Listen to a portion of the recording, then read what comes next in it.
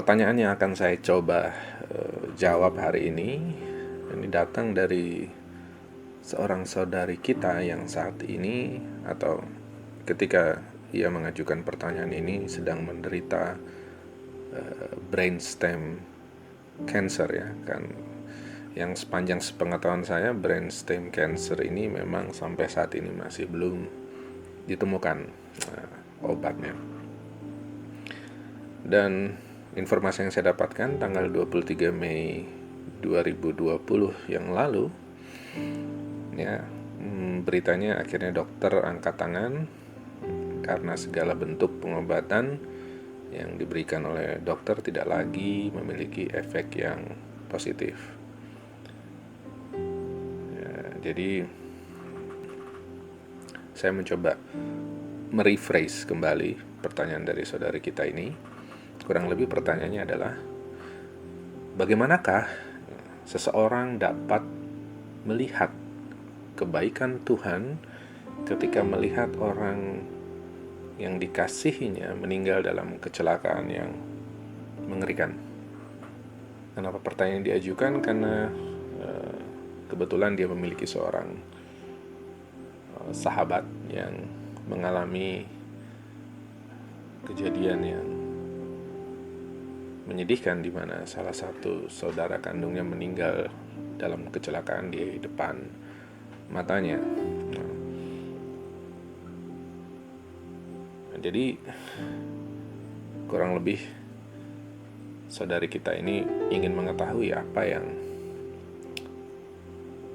sahabatnya pikirkan tentang kebaikan Tuhan ketika melihat saudara yang dikasihinya meninggal dalam kecelakaan yang mengerikan. Jadi saya akan mencoba menjawab pertanyaan ini.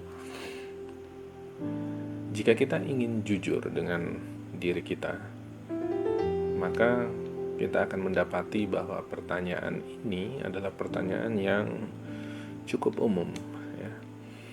Yang paling tidak pernah timbul satu kali atau mungkin beberapa kali dalam hati kita selama kita hidup. Banyak di antara orang percaya, bahkan mungkin juga para hamba-hamba Tuhan yang melayani dalam konseling, mendapati diri mereka juga menanyakan atau mungkin ditanya mengenai hal yang serupa. Hal pertama yang ingin saya katakan adalah bahwa cara seseorang meninggal tidak selalu begitu saja menggambarkan apakah seseorang tersebut dimurkai oleh Allah atau tidak.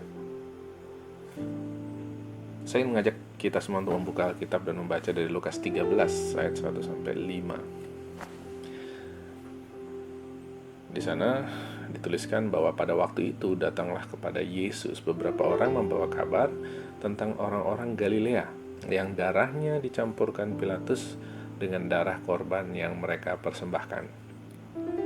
Yesus menjawab mereka, "Sang kamu, orang-orang Galilea ini lebih besar dosanya daripada dosa semua orang Galilea yang lain karena mereka mengalami nasib seperti itu? Tidak, kataku kepadamu. Tetapi jikalau kamu tidak bertobat, kamu semua akan binasa atas cara demikian. Atau sangkamu ke-18 orang yang mati ditimpa menara dekat Siloam lebih besar kesalahannya daripada kesalahan semua orang lain yang diam di Yerusalem? Tidak, kataku kepadamu. Tetapi jikalau kamu tidak bertobat, kamu semua akan binasa atas cara demikian." Nah, kalau saya boleh mengartikan kembali bagian ini dalam bahasa kita sehari-hari, maka kurang lebih akan berbunyi seperti ini. Oh, jadi apakah engkau berpikir bahwa mereka mati dengan cara demikian karena dosa-dosa mereka? Ataukah engkau berpikir bahwa mereka mengalami musibah seperti itu karena mereka tidak mau bertobat?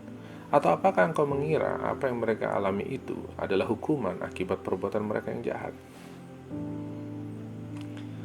Kristus dapat mengenali sikap hati yang jahat di dalam hati orang-orang yang menyampaikan berita tersebut.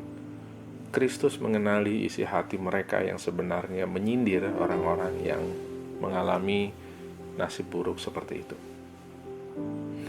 Orang-orang yang menyampaikan berita ini di dalam hati mereka sebenarnya berpikir bahwa walaupun Pilatus itu telah berbuat jahat dengan membunuh orang-orang itu, tetapi sebenarnya mereka yang dibunuh oleh Pilatus itu memanglah orang-orang yang jahat, yang memang layak ditimpa nasib buruk seperti itu. Sebab kalau mereka orang baik, sebab kalau mereka adalah anak-anak Allah, dengan kata lain kalau mereka adalah orang benar, maka Allah pasti tidak akan mengizinkan Pilatus membunuh mereka dengan cara yang biadab seperti itu. Kurang lebih ini isi hati orang-orang menyampaikan berita ini kepada Yesus. Orang-orang ini tanpa sungguh-sungguh paham telah menganggap mereka yang dibunuh itu sebagai orang yang jahat. Dan pandangan seperti ini seringkali disebabkan oleh karena orang-orang yang dibunuh itu memang memiliki perbedaan pemahaman atau perbedaan aliran dengan mereka. Atau seringkali penilaian seperti ini timbul karena sangat mungkin ada sesuatu perbedaan tertentu lainnya di antara mereka. Dalam Lukas 13 ayat 1-5 ini Kristus menyadarkan mereka akan kejahatan sikap hati mereka ini. Selain itu, Kristus juga menceritakan suatu kejadian lain yang baru-baru saja terjadi sebelumnya, saat itu di mana menara yang berdiri di dekat kolam Siloam roboh dan 18 orang mati tertimpa reruntuhan menara itu. Nah, kita ingat bahwa kolam Siloam ini juga disebut kolam Bethesda, di mana disitulah orang-orang yang sakit berbaring sambil menantikan goncangan air di dalam kolam itu. Ini kita bisa baca di Yohanes 5 ayat 3. Jadi sangat besar kemungkinan orang-orang yang sakit ini dan orang-orang yang merawat mereka juga ikut terbunuh dalam kejadian itu. Siapapun mereka, kisah ini tentu kisah yang tragis ya, dan menyedihkan. Bacaan Lukas 13 ayat 1-5 ini menyadarkan kita bahwa yang pertama, dosa tidak menentukan cara matinya seseorang, tetapi dosa akan menentukan apa yang terjadi setelah kematiannya. Dan hal itu bukanlah hak kita untuk menghakimi. Kita boleh membaca perkataan Ayub dalam Ayub 21 ayat 7-13. Mengapa orang fasik tetap hidup, menjadi tua, bahkan menjadi bertambah-tambah kuat? Keturunan mereka tetap bersama mereka dan anak cucu diperhatikan mereka. Rumah-rumah mereka aman, tidak ada ketakutan. Pentung alat tidak menimpa mereka, lembu jantan mereka memacek dan tidak gagal, lembu betina mereka beranak dan tidak keguguran. Kanak-kanak mereka dibiarkan keluar seperti kambing domba, anak-anak mereka melompat-lompat. Mereka bernyanyi-nyanyi dengan iringan rebana dan kecapi, dan bersukaria menurut lagu seruling. Mereka menghabiskan hari-hari mereka dalam kemujuran, dan dengan tenang mereka turun ke dalam dunia orang mati.